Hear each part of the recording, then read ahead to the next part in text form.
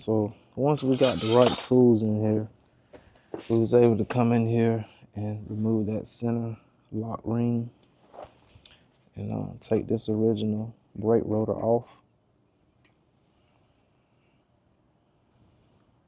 And Shimano has this little disc rake rotor adapter kit that we got for this new one. And I think this pretty much lines everything up where we can just put our bolts on and put it right back on direct fit. So we're gonna do that. My very first time replacing this, and I just now learned that I had to have that kind of tool to do it. So once we did that, I think it comes with its own little hardware.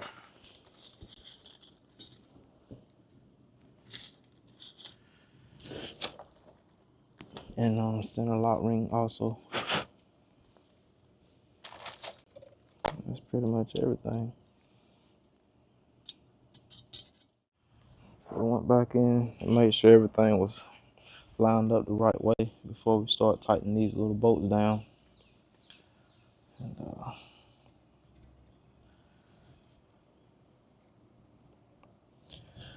seen one of these had a little small line of thread lock on it when I took the old ones off, so I put a little thread lock on that center cap.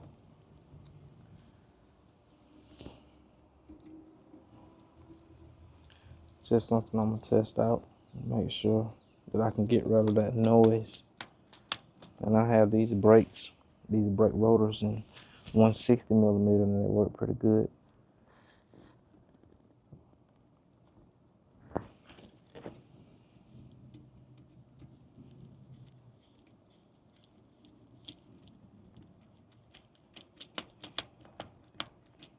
What you doing, bye-bye?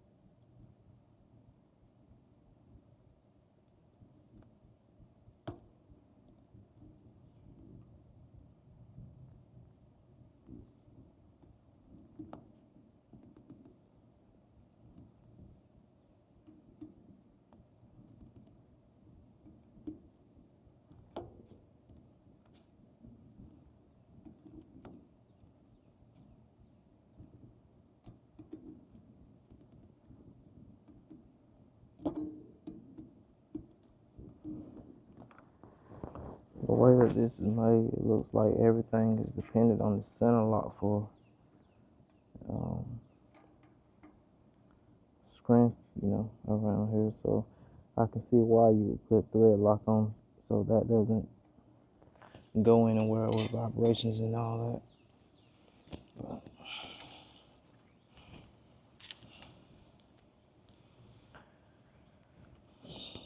But I use this thread lock on the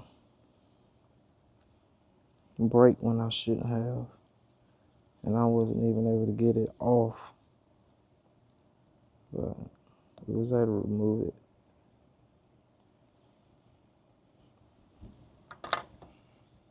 Just put a little bit here.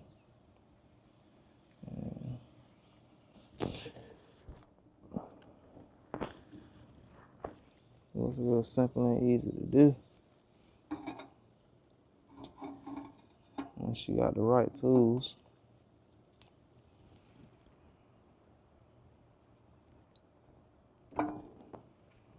That's tight. Keep it straight and don't get bent. It should be alright.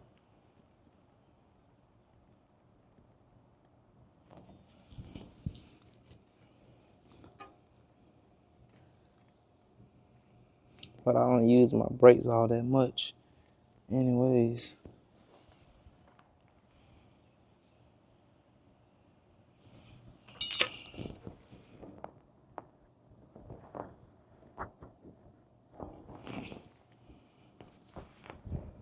I don't want to over tighten those torques. I don't think I tightened them even up good enough, because last time I wasn't even sure that the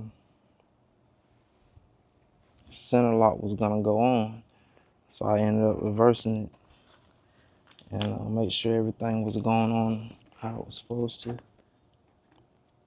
So I didn't know if I tightened these enough.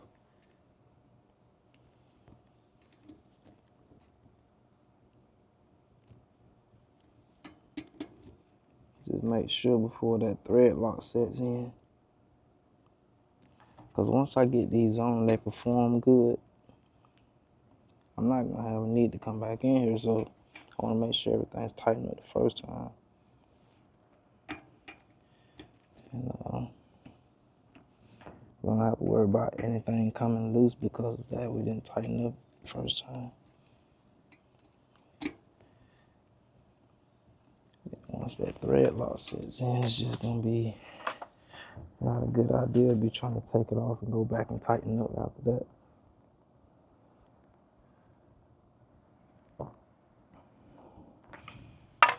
So everything looks good so far.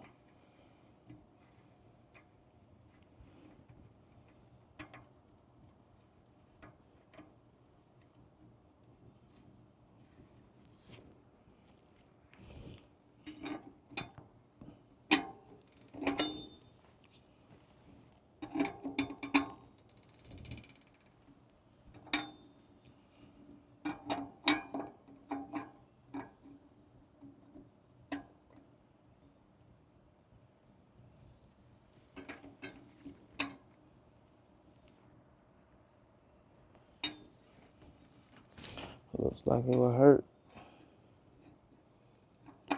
Slip.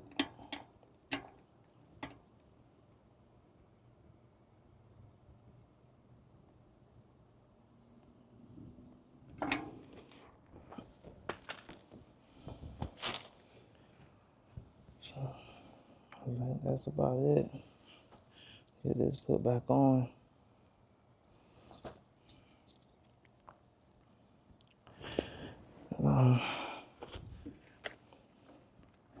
One thing I'm liking about these through axles is I haven't really too much worried about it lining up once I get my calipers on here, and they're good. Everything goes pretty much lines up.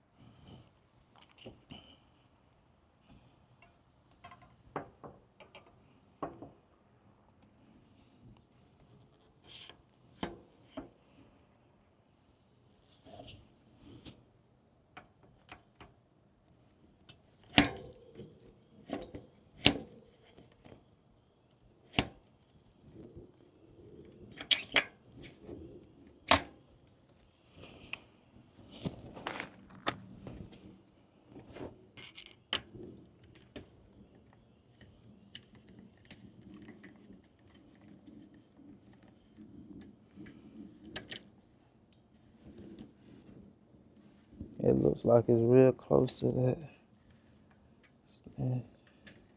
That would just be sad.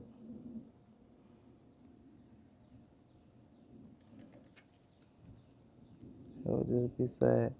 I hope we got enough clearance though. It don't feel like we got enough clearance. Definitely don't feel like it. I can see that we're scrubbing. So that's something that we gotta fix before that sets in.